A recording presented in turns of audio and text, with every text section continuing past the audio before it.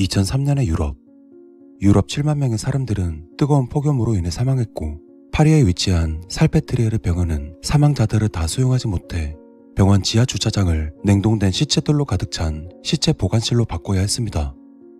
이 사건은 실제로 일어난 사건이며 단순한 더위가 얼마나 무서울 수 있는지를 경고하는 실제 일어난 사건을 바탕으로 구성되었습니다. 또한 이 채널은 실제로 일어난 사실만 여러분들께 전달드립니다. 2003년의 여름, 유럽의 도시는 마치 거대한 오븐 속에 갇힌 듯 했습니다. 기상 관측 이래 역대급 가장 심한 더위가 프랑스를 비롯한 서유럽 전역을 뒤덮었고, 40도를 넘나드는 기온이 지속되면서 평범했던 일상은 점점 비틀어졌습니다. 이례적인 대기 정체 현상으로 인해 열기는 빠져나가지 못한 채 머물렀고, 한낮의 아스팔트는 구두 밑창을 녹였으며 밤조차 숨을 돌릴 틈을 허락하지 않았습니다. 연이어 기상청은 심각한 고온주의보를 내렸지만 많은 시민들은 잠깐의 불편으로 받아들였습니다. 파리 동쪽에 오래된 어느 주택가. 하루 일과를 마치고 집에 돌아온 한 남성이 있습니다. 48세의 그는 환경청에서 일하던 공무원이었고, 폭염이 한창이던 그날도 야외 작업을 마쳤습니다. 여느 때와 다를 것 없었던 그날 저녁, 그는 조용히 집에 들어섰습니다.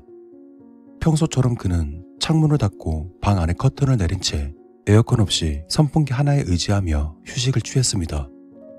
그날따라 실내가 후덥지근하게 느꼈지만 온종일 더위에 지친 그 남성은 에어컨 없이 지내던 평소 습관대로 창문을 닫고 선풍기만 켠 채 얇은 이불을 덮고 잠자리에 들었습니다. 하지만 그날 밤의 더위는 달랐습니다. 바깥의 기온은 밤 11시가 넘었는데도 34도로 넘겼고, 그의 집 내부는 열기가 빠져나가지 못해 돌로 만들어진 한증막 사우나처럼 숨쉬는 것조차 힘들었습니다.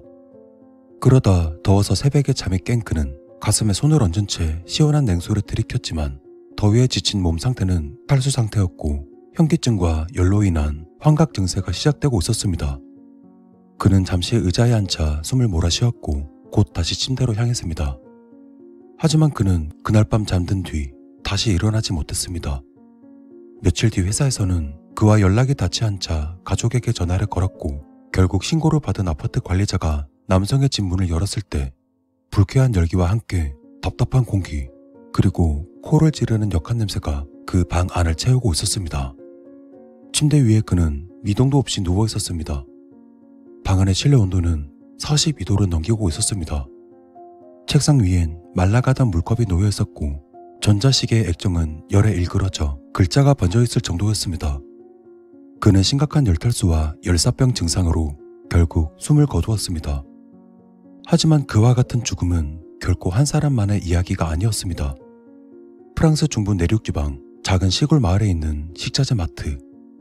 슈퍼마켓 뒤편에 위치한 식자재 창고는 여느 때처럼 분주했습니다. 하지만 2003년 8월의 어느 날 오후, 평소와는 다른 고요함이 그 공간을 뒤덮고 있었습니다. 당시 52세였던 식자재 배송 직원 마르크. 그는 10년 넘게 식품 유통을 책임지던 성실한 노동자였습니다. 매일 새벽 트럭을 몰고 도심 외곽의 물류센터를 돌며 고기와 채소 같은 냉장식품을 실어 나르는 일을 맡아왔습니다. 그날도 마르크는 냉장 창고를 오가며 평소처럼 묵묵히 일을 이어갔고, 시원한 공기 속에서 그는 더위를 잊어버리게 됩니다. 하지만 그날따라 배송이 밀리면서 그는 창고 뒤편에 통풍이 되지 않는 비좁은 공간에서 수시간째 박스를 정리하고 있었습니다. 천장은 낮고 창문은 닫혀 있었으며 바깥에서 들어온 열기는 실내에 갇혀 증폭되고 있었습니다. 처음엔 땀이 나던 정도였지만 시간이 지나면서 점점 호흡이 가빠졌고 현기증이 찾아왔습니다. 하지만 책임감이 강했던 마르크는 이를 무시한 채 계속 작업을 이어갔습니다. 습한 공기와 밀폐된 공간, 무거운 상자들 사이에서 그는 점점 중심을 잃었고 결국 쓰러진 채 발견되었습니다. 마르크를 발견한 사람은 식자재 마트에서 같이 근무하던 직원이었습니다. 시간이 지나 퇴근하려던 그는 뭔가에 이끌린 듯 기둥 뒤편으로 돌아선 순간 축축한 바닥에 쓰러져 있는 마르크를 발견했습니다.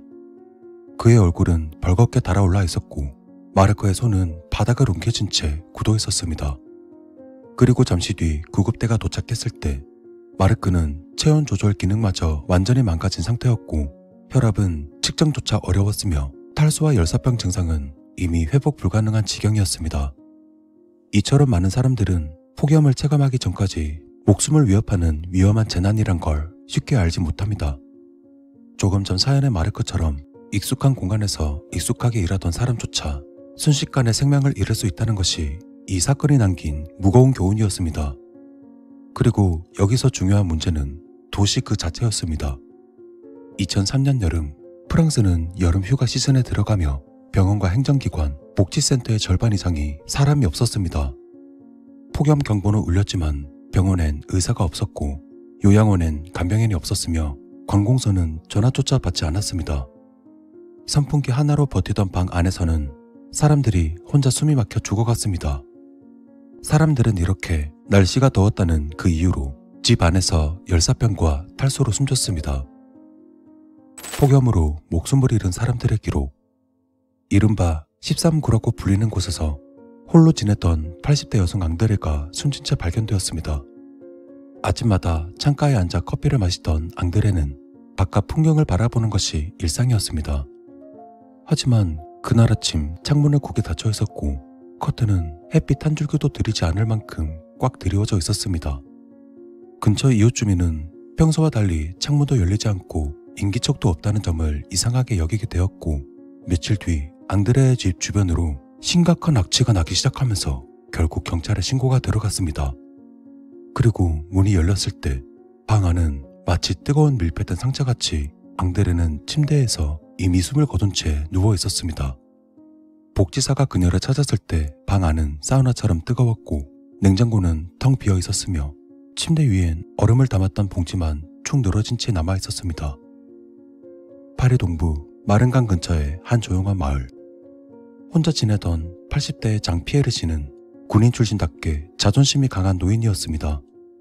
항상 도움을 청하지 않았고 평소처럼 조용히 살던 그는 뜨거운 공기 속에서 고요히 쓰러졌습니다. 마지막으로 그를 본 사람은 우편 배달부였고 신고 이후 방문한 구조대는 그의 집에서 마른 수건과 전기요금 고지서만 발견했습니다. 프랑스 남부에 위치한 항구 도시 마르세유의 북쪽 지방. 82세와 79세였던 부부는 선풍기 대신 젖은 수건과 얼음 주머니에 의존했습니다. 그러다 그 부부가 살던 집이 며칠째 조용하다는 이웃의 신고로 문을 열었을 때 두 사람은 식탁 의자에 나란히 앉은 채 마치 식사를 준비하던 모습 그대로 이미 숨이 멎은 상태였습니다. 두 시체가 있던 자리엔 염분이 흘러나온 흔적으로 바닥에 얼룩을 남겼습니다. 독일 북부에 위치한 제2의 도시 함부르크. 한 달 전 남편을 잃었던 79세의 에밀리아는 독일의 한 아파트에서 홀로 지내고 있었습니다. 당시에 그녀는 전기요금이 아까워 선풍기를 켜지 않았고 냉장고에 얼음을 얼려 조금씩 입에 물었습니다. 그러던 8월 10일 지역 자원봉사자가 도시락을 배달하러 그녀의 집을 찾았을 때 실내는 43도에 달했고 에밀리아는 바닥에 쓰러져 있었습니다. 폭염은 점점 심해졌고 병원 응급실은 포화되었습니다. 살페트리에르 병원을 비롯한 파리 내 병원들은 쌓여만 가는 시신을 감당하지 못했습니다.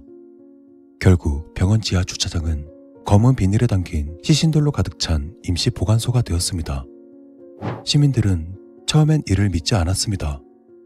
하지만 언론을 통해 퍼진 병원 주차장 시체 보관 뉴스는 사람들에게 이 사태가 더 이상 남의 일이 아님을 알렸습니다.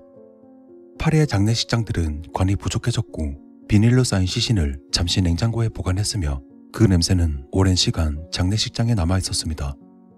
마치 아직 떠나지 못한 영혼처럼 말입니다. 프랑스 정부는 한창 더위가 지속 중인 8월 11일이 되어서야 국가 비상사태를 선언했습니다. 하지만 그때는 이미 수천 명의 생명이 사라진 뒤였습니다.